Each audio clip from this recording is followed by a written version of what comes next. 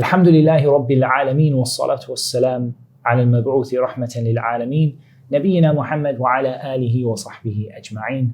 Assalamu alaikum wa rahmatullahi wa barakatuh.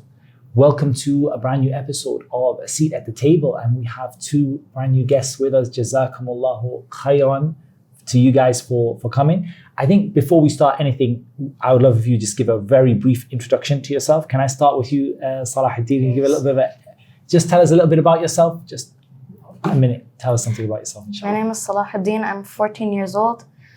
I lived most of my life in the Arab world. 5 years in Egypt and 6 in Dubai. And I noticed just when I was listening to you just as we came in that you speak Arabic fluently, huh? Yeah. MashaAllah, amazing. And you speak it with an Egyptian accent as well.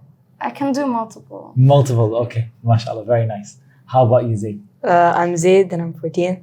I'm from India, but I've lived most of my life in the UAE. In the UAE. Yeah, so alhamdulillah, I speak And Arabic. you also speak Arabic as well, MashaAllah. Fantastic. That's really amazing. And while we have a chance to talk about that, before we get onto the topic that we're going to talk about today, I honestly can't emphasize enough to everybody, whether the people similar age to you, younger than you, older than you, that the Arabic language, honestly, is so important. It gives you such an understanding of Islam that you can't get in English. No matter how many videos from a Madrasatul Umariyah you watch, you can't get what you can get in Arabic. So I guess I wanted you guys to tell a little bit, just for a minute before we start the topic. How did you come to learn Arabic and how do you find it? So we'll start with you, Zaid. I was raised among Arab kids. Like my school, since KG1, I've been kind of learning with Arabic kids. Most of the foreign kids took their language as Arabic as their second language. But alhamdulillah, I started off as a normal language. So because of interacting so much with the normal kids, Arabic speaking kids, alhamdulillah, I learned how to speak Arabic fluently. MashaAllah. How about yourself? Like I said, I was raised most of my life in Egypt and Dubai. In Egypt, I went to an Azhar school. Okay. And there I learned Arabic. And when I came to Dubai, I just continued. You just continued. Yeah. Amazing. That's really, really good. I hope that's an inspiration for everyone who's watching at home, that it is possible. It's very much doable. You can learn to speak Arabic. And when you do, it does make a big difference, right? Yeah. To your Islamic studies, to what you know about Islam, to your Qur'an, everything. Amazing. Really, really good. So the discussion we wanted to talk about today, while we're having this seat at the table today, is we want to talk a little bit about school, because you both mentioned school right now in your introduction when you talk about how you learned to speak Arabic. And there's no doubt, from that point of view, you guys have benefited a lot, to have learned Arabic. And there are a lot of challenges people face, right? A lot of difficulties people face as well. So that's what I wanted to talk about today. And I think a lot of people watching, most people who are watching who will be around your age, will be people who go to school. My kids are all homeschooled, so they've actually never been, or almost never been, to a proper school. But the majority of people who are watching will be people who are in the school system, and they have challenges, they have difficulties. So I wanted to try and answer some of your questions, and I don't just want you guys to ask about things that are relevant to you personally, but even things you've seen from your friends and I mean, you guys, mashallah, seem like you've done really well out of it, but a lot of people have difficulties and challenges. So who's going to go first? Salahuddin, I can start. Yeah. You have a question? Obviously, most Islamic schools in Dubai are separate genders. Mine is both genders, and an issue where I feel it's a little bit awkward is when both sides joke together. And I think I wanted to ask about how should a Muslim man and woman interact together? That's a really, really good question. That's a fantastic question. I think most schools, it would be amazing if every school was separate and you had a boys' school and a girls' school. It would be fantastic. Yeah. But most people who go to school will experience that mixed environment, definitely. And in Islam, obviously we keep that distance between the two genders, between men and women. And we do that because if that distance isn't there, and there isn't that degree of, which I'm going to talk to you about a little bit about how to manage it, then there's no doubt that all kinds of things happen that shouldn't happen. And even if a person says, well, that doesn't happen to me, or, I don't see those things happening in my school. But if it doesn't happen today, it happens tomorrow. If it's not this year, it's next year. And this really comes back to the statement of Allah Azza wa Jal, أَلَا يَعْلَمُ مَنْ خَلَقَ وَهُوَ اللَّطِيفُ الْخَبِيرُ. Allah created you and He knows your nature. وَلَقَدْ خَلَقْنَا الْإِنسَانَ وَنَعْلَمُ مَا تُوَسْوِسُ بِهِ نَفْسُهُ. We created mankind and we know what it is that your heart, what whispers in your heart, and we know what you are going to go towards either today or tomorrow. And some people may say, oh, look, these kids are young kids, 13, 14, 15. It's not that bad at this age. But the problem is, if it's like we're talking about in this question, if you carry on like that, what will happen at 18? What will happen at 20? What will happen at 25? We have to get the habit of how to manage this right from the beginning. So the way I would answer is that really our interaction between the two genders, and between men and women and boys and girls in school, it really should be according to the need, right? According to our need. So there's nothing wrong when there's a need for something. I walk into a shop one day and there's a lady behind the till, and I need to buy something. So I go in and I put the thing on the table and I say, it's what I want to buy. She says, that will cost you whatever, 10, 20, 30 dirhams or pounds or dollars or whatever. So I pay it and I leave. I spoke to her politely and to the extent of what I needed, right? Like up to what I needed. And I didn't go anything beyond that. So there are a couple of things that you want to really, really keep away from. The first thing you want to keep away from is definitely what we call al-khalwa, right? Being completely alone. Because as the Prophet ﷺ told us that no man is alone with a woman except the shaitan is the third one. إِلَّا الشَّيْطَانُ ثَالِثُهُمَا. The shaitan is the third one among them. So you definitely don't want to be in a situation where you are alone, together, even if the place is a relatively open place. But then even if you're not alone, it's just a classroom environment, you're interacting. You only want to interact as much as you need to. So the teacher says you have to work on this project or you have to answer this question. So you answer it. You have to ask someone something, so you ask them. But when we talk about the joke, it's not just the joking, but just all that extra stuff that doesn't need to be there. All that extra interaction with people that doesn't need to be there. Yeah, it wouldn't affect the conversation. Yeah, I think that it's not just what you say. Even your body language and the way you behave makes such a big difference. If you are, a person who is polite, nice, but you have your, I have my limit. This is my limit, my personal space, yeah? It's my limit, So whatever I need, go and get this from this person, go and give this to this person, answer this question, ask them a question, whatever I need to do. But my whole behavior, the way I behave, my body language, the way I talk to them, the way I behave with them is that I'm talking to you for what I need, not more than that. So, to ask them about their life and to get into things and develop a friendship and then to be like joking with each other, none of that, I don't need any of that to be in that class with that person, right? I don't need any of it. So it doesn't matter whether it's a classroom or it's a workplace or it's just in the street. It really just comes down to speaking to someone according to the need, and keeping that personal limit that you have with people. And actually, it's not even people in your class that's the biggest problem. The biggest problem is actually, depending on people's families, but a lot of people have this in their family. It's harder. Say, for example, cousins and stuff like that. Yeah. It's harder. Alhamdulillah, in practicing families, a lot of the time, your parents help you out by separating things and keeping them separate and stuff. But for a lot of people watching at home, it's not like that. They actually have that problem, and it's harder because the parents are pushing them. Like, oh, it's your cousin. You need to interact. But it's the same thing. It's just what I need. If I'm speaking to someone who they're not one of my close family members like that. It's not my sister. It's not my aunt. It's not my mom. I'm gonna just speak to them politely and just what I need, and that's it. And I'm not gonna let it go beyond that. I don't want to come across as rude. I don't want to be like a person who people, what's wrong with this person? But just people understand me. And when you give off that vibe with people, they actually don't approach you, and they don't because it's not worth it. I know it's just there's nothing there. I'm trying to get the person's attention, but they're not giving me any attention back. So I think that's how you should deal with it as best as you possibly can. Did my answer? Yeah. Did it make sense? Like even if the Sahaba, like I think it was like 2,000 hadiths from Aisha radiallahu anha, like they would have, they would have needed to interact, not in a respectful way. Yeah, absolutely. But even among the Sahaba, Allah warned that if you ask the wives of the Prophet فَاسْأَلُوهُنَّ مِنْ وَرَاءِ حِجَابٍ, ask them behind a partition. Yani nobody sat in the room together with Aisha, like the Aisha and another Sahabi, and they're just chatting together.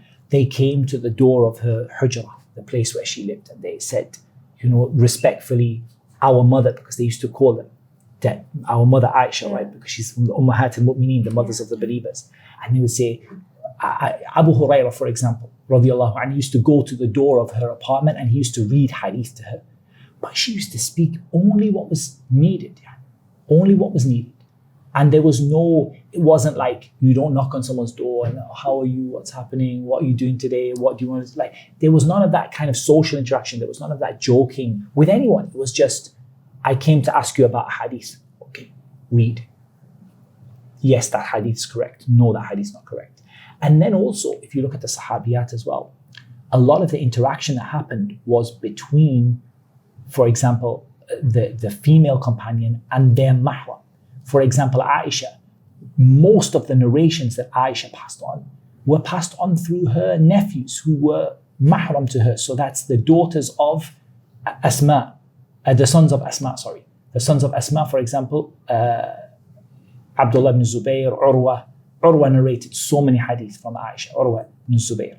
Urwa, his mom is Aisha's sister, right?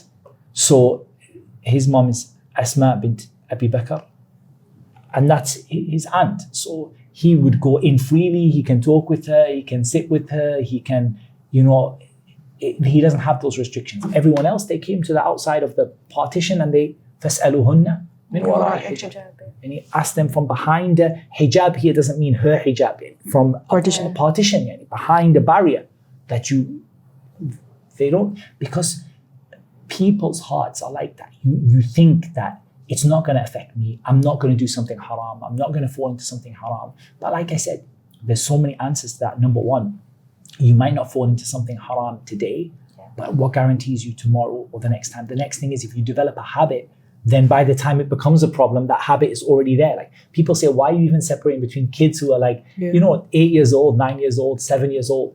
Because if we don't teach them like that, look at the prayer. Prayer is not obligatory upon a person until they reach the age of adulthood, right? Until they become baligh, they reach the age of adulthood.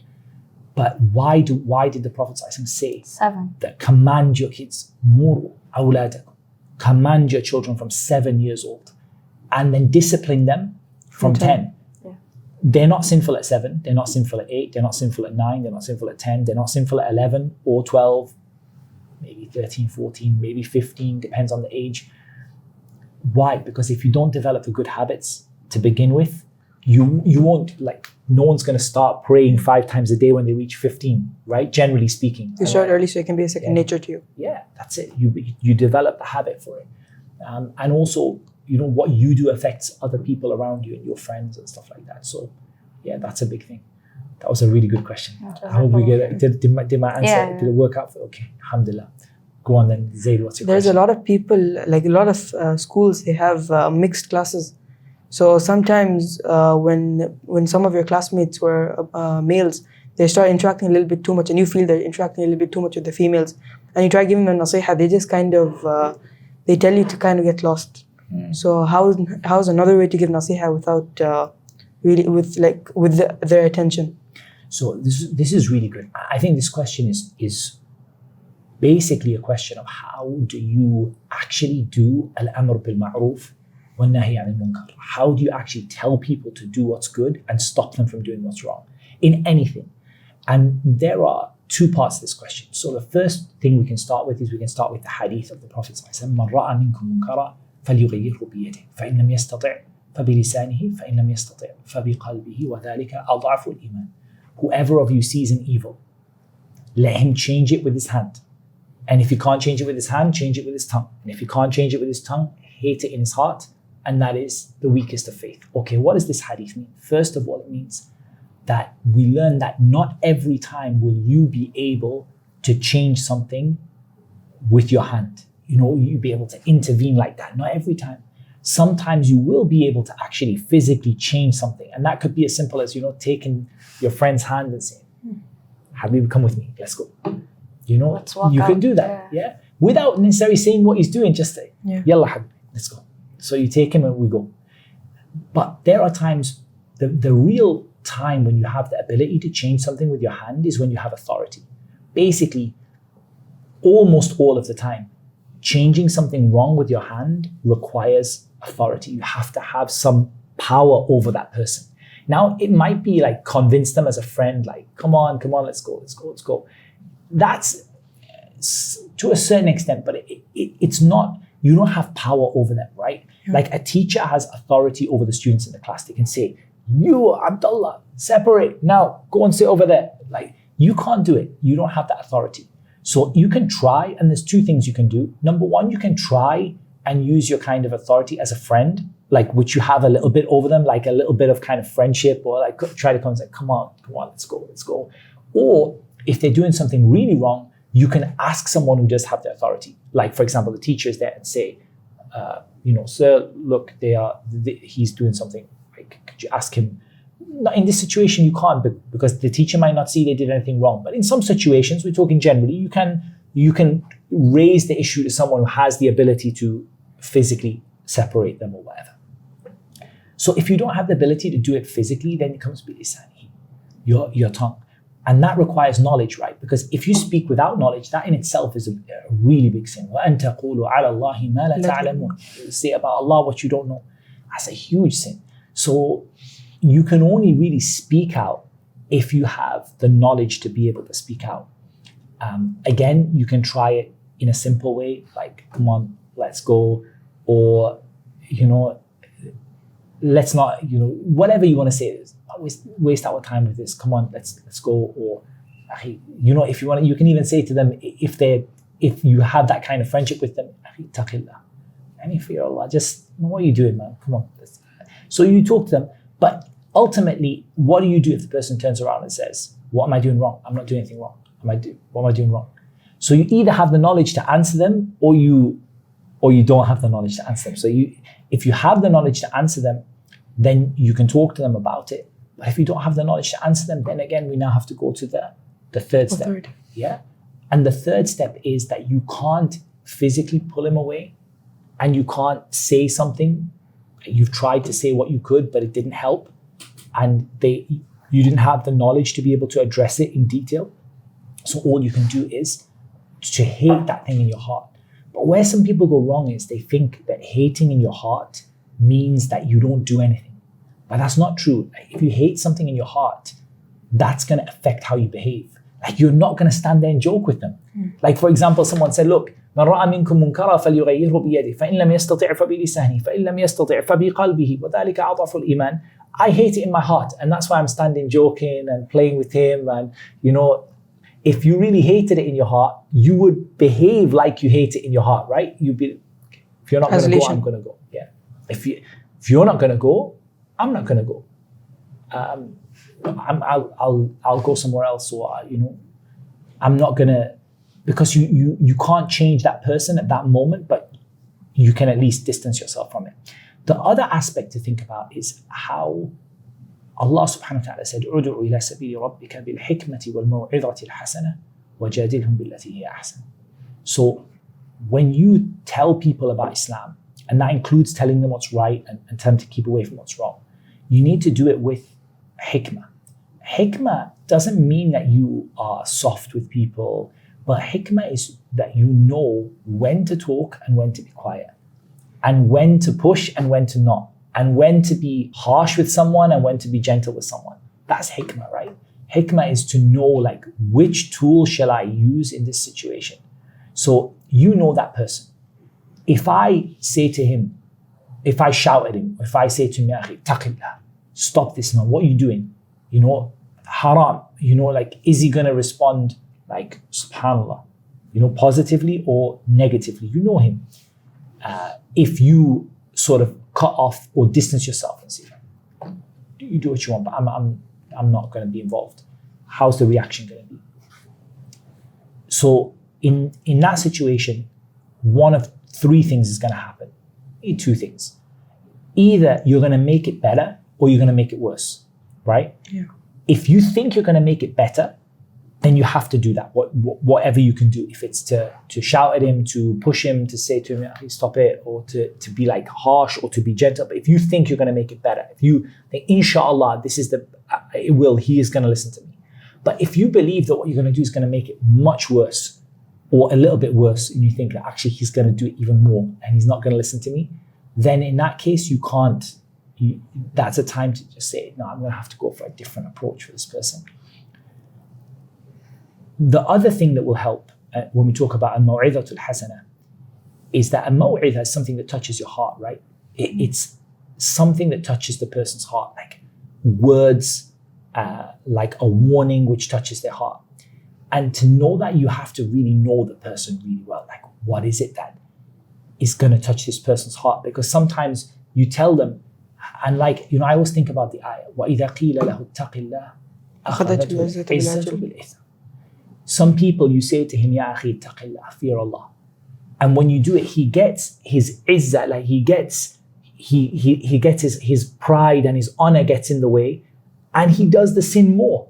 That's what it means. أَخَذَتْهُ الْعِزَّةُ بِالْإِثْمِ. And he started to do the sin more because he got so much pride in himself, in his heart, that, no, you're going to tell me not to do it, I'm going to do it 100 times more.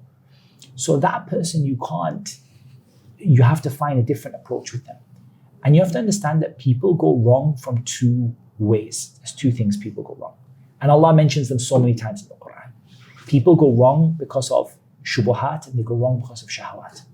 Shubuhat, people go wrong because they don't know, or they're confused, like from a knowledge point of view, right?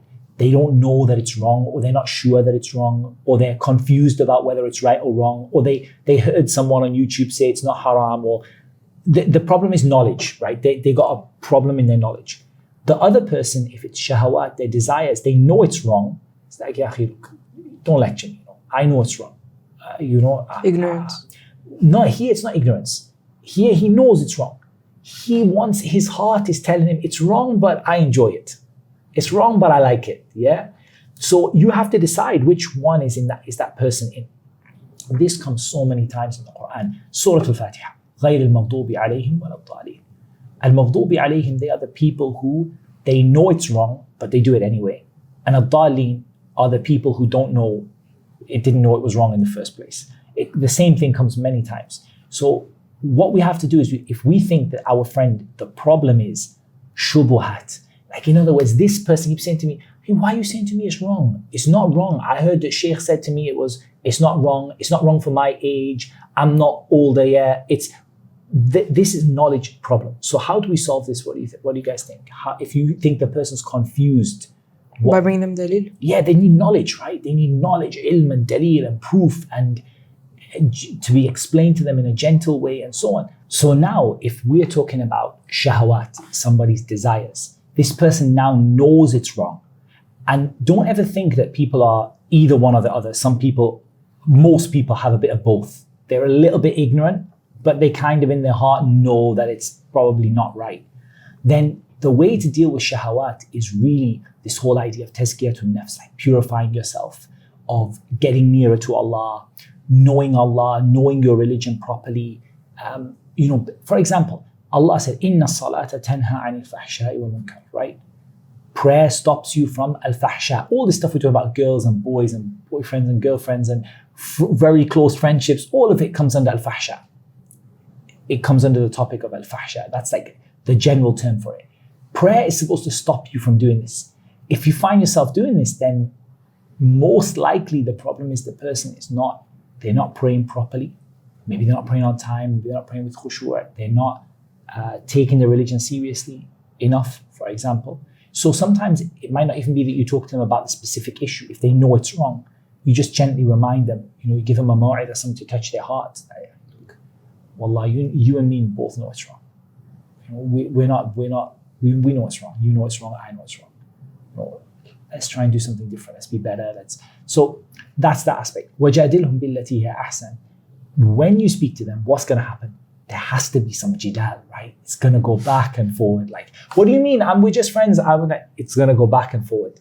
So you have to have that argument in a way that is the best possible way. Like, not a horrible way, not where they feel bad, but just where you are in the best possible way, like that they leave thinking, wow, subhanAllah, I wish I could be like this brother, how he is. And maybe he doesn't even change today or the next day, but over time, things happen and you learn, right, from your experiences. So those are some things I would think about when it comes to telling people when they're doing something wrong or encouraging them to do something right. But always bear in mind that if the outcome is going to be worse, you have to find a different way of doing it. And if you're going to make it better, you have to do it even if it's difficult for you. And the more you get the habit of doing it, the easier it becomes. And we were just chatting about that in a break, right? About how difficult it is. Yeah. So if you had a question about it, we can take that. Yeah, I have one more question. We were talking about like if you can't do anything with your hand or tongue, at least with your heart. So it's related to that. How do you survive as a gharib in the current environment in schools? It's really true. How can you be? I think the first thing is the Prophet ﷺ, what did he say? بدأ الإسلام غريبا بدأ الإسلام غريبا وسيعود غريبا فطوبى للغرباء. And Tuba is paradise or a tree in paradise. Islam began as something strange. How was it? Think about it. How was Islam strange back when the Prophet ﷺ first told people, Ya qawmi qulu la ilaha illallah tuflihu. Say la ilaha illallah, you're going to be successful. They said, أَجَعَلُوا الْآلِهَةَ إِلَهًا وَاحِدًا إِنَّ هَذَا لَشَيْءٌ عُجَابٌ. Has he made all of these gods into one God? This is really strange. It's weird, Now, when you try to practice Islam also has come back to being something a bit strange. Like, what, you don't have friends that are girls? Like, even in countries with Islam, there's still that problem. So you remember the reward, Tuba, paradise. You're going to get the high place in paradise for being a bit strange. Not strange in a sense of distant from the Muslims or distant from Islam. Different from the others. But just being what Islam tells you to be and doing what Islam tells you to do. فَطُوبَى لِلْغُرَبَاءِ. So you remember that paradise is the reward of the people who are strangers. And they're strange because they are practicing Islam at a time when most people are not practicing it. So the first thing is you keep in mind your reward. The second thing is, if you think about who you're around, if you're around people who are not practicing Islam that much, you always feel more strange. And when you are around people who are practicing Islam, then that strangeness and that kind of like being different, it kind of calms down, right? And finally, I think being around good people and being around good friends lessens the feeling, like you don't feel as gharib, as strange. Yeah. And then also that you remember that if you please Allah, Allah will make people accept it from you. People will accept you for who you are. إِنَّ الَّذِينَ آمَنُوا وَعَمِلُوا الصَّالِحَاتِ سَيَجْعَلُ لَهُمُ الرَّحْمَنُ وُدًّا. Allah will place love on the earth for those people. People will like you. People will accept you for who you are. Maybe not all the people, but Allah subhanahu wa ta'ala will be pleased with you, and there you will find you'll be comfortable with yourself and who you are, and people will accept you for who you are. But if you try to please people, then ultimately you make Allah angry, and then people don't accept it from you. So people will never accept it from you. Whatever you do to please them. For example, like Allah said, وَلَن تَرْضَى عَنْكَ الْيَهُودُ وَلَا النَّصَارَى حَتَّى تَتَّبِعَ مِلَّتَهُمْ. If you don't follow their way, they'll never be pleased with you. And that's true of even people who are not practicing Islam to a certain extent. Even whatever you do, they won't be happy with you. So it's better to do what will please Allah, and Allah Azza wa Jal will take care of your relationship with people and make you feel confident in yourself and happy with yourself and who you are. And then at the times you feel really like you stand out and really strange, you just remember the hadith, فَطُوبَى لِلْغُرَبَاءِ. I want to be from the people of paradise. And inshallah in paradise you will not be gharib, and you'll not be the stranger. Part of it's like seeing the light at the end of the tunnel, which is Jannah, and part of it is like it's not that bad if you're strange in this dunya, if you have something better. It's true. And also that whatever you do in this dunya, you'll always feel like you don't quite fit in. And that's totally normal, And I think the alternative, I tried that. Like when I was younger, try to blend in, fit in, try not to stand out too much. You don't feel good about it, and it doesn't work, because whatever you do, you can't change how, that You're feeling. that how you feel, and you shouldn't, because it's what Islam tells. So just concentrate on doing what pleases Allah and don't worry about what pleases people, because people, to be honest, you see them then, even the people who are they're close friends with and they love them so much and they're really close with them, 2 days later they're enemies, حبب حبيبك هونا ما عسى أن يكون بغيضك يوما ما. And this statement of Ali bin Abi Talib is very powerful, where he said, the person you love them, don't love them too much. Maybe one day they'll turn out to be someone you hate. وابغض بغيضك هونا ما عسى أن يكون حبيبك يوما ما. Just, if you have that enmity towards someone and that fight, just keep it to a certain extent, because maybe that person one day will become someone you love. And that's what I talk about when it comes to friends and stuff like that. Like if you put, so much into this, like that, whatever that person asks of me and whatever they want from me, but then, 2 days later, 2 weeks later, 2 months later, something happened between you and it was all wasted. But what you invest in pleasing Allah, it will never go to waste. Allah doesn't cause the reward of the believers to be lost, or the reward of the good doers to be lost, inshallah. Yeah? Okay.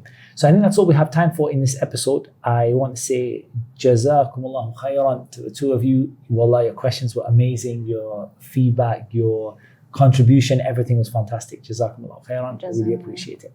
And inshallah, we hope you're going to come next time. So that's all we have time for this Seat at the Table episode.